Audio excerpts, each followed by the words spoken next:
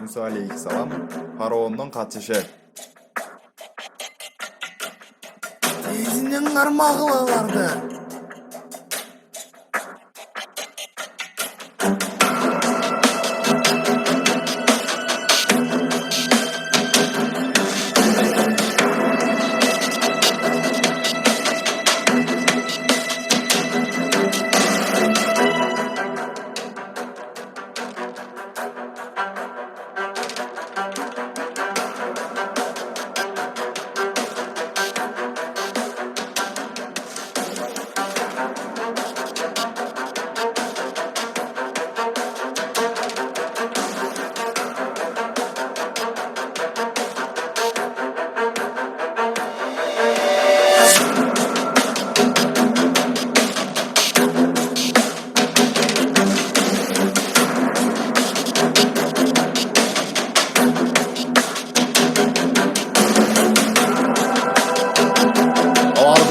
Birini daha katırmay karmağılar.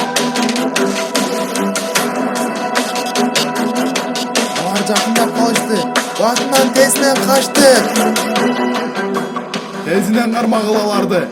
Biri daha kaçıp gitmesin.